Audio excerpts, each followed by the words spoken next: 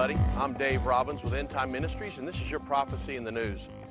I want to talk to you about a very interesting subject today, something we need to be looking for. It's 9 proofs that we are in the last days. Of course, we get called all the time, and people are asking, well, how can you prove that we're in the last days? How do you even know?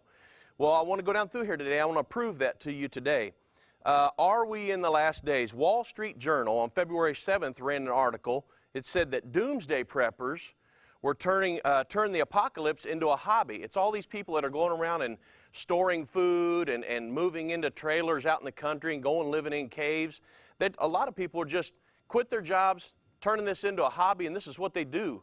And so there's a lot of people that are prepping for the end times, but a lot of people are wondering, what do we do? Are we in the end times? Do we need to prepare for this? So I want to prove to you today, I want to give you 9 proofs that we are in the end times and things that you should watch for that will let you know as you follow the news. So what are the 9 proofs that we should be looking for? Number 1, there's a peace treaty going to be signed in the Middle East. It's found in Daniel chapter 9, verse 27.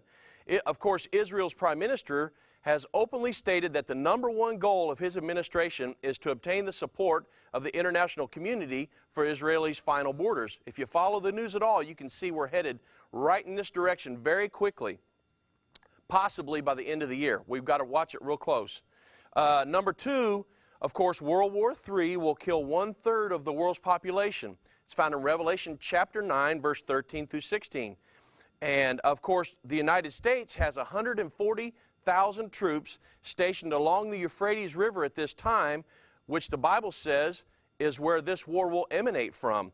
So the conflict between the U.S. and Islamic fundamentalism is not diminishing, but increasing around the world. So we need to watch this. This war could happen at any time. We see conflict in Syria and Iran. Syria is at the top of the Euphrates River. Iran is at the bottom of the Euphrates River. So this war could happen at any time. Revelation 9, 13 through 16.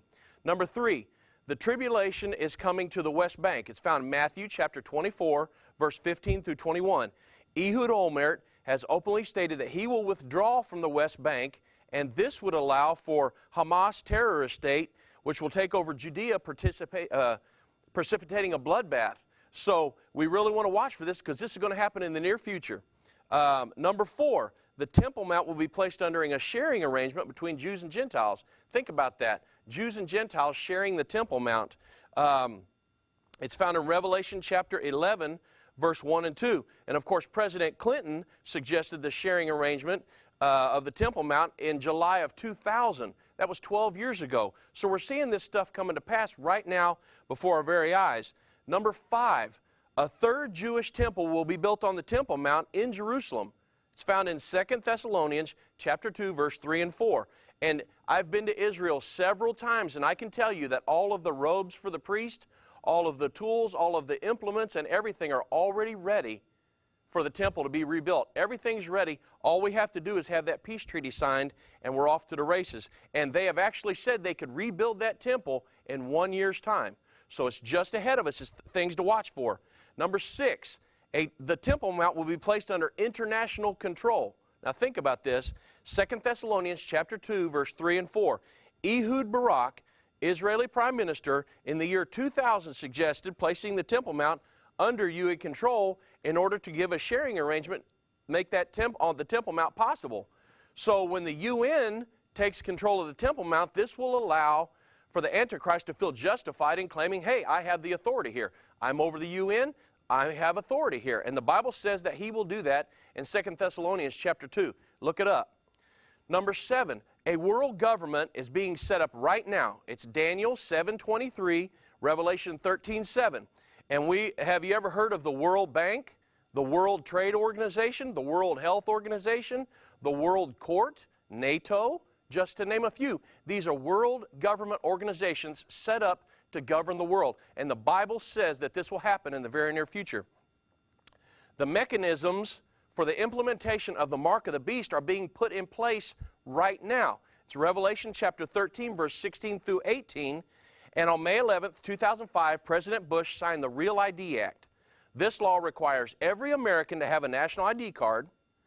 And without this card, a person will not be able to hold a job or open a bank account. So without a job or a bank account, how much buying or selling is an individual going to be able to do? None. And this prophecy is foretold, Revelation 13, 16 through 18. It's being set up right now, the mark of the beast. So think about that. Number 9, the final point. The world community led by Russia and Iran will invade Israel at the Battle of Armageddon. It's found in Zechariah 14, 2 and 4, and Ezekiel chapter 38 and 39. And of course we see this happening now because Iran and Russia are already in an alliance, and Iran is the leading advocate of wiping Israel off the face of the earth. So these are 9 proofs that you can know that we are in the end times. These are things for you to watch for that are happening now and just ahead of us, and we want you to be ready. If you would like a copy of this document that I put together with more scriptures and more documentation, email me, drobbins@endtime.com, and I'll send you a copy. We want you to be informed and be ready. Thank you for watching today. I'm Dave Robbins, and this is End Time Ministries, Prophecy in the News.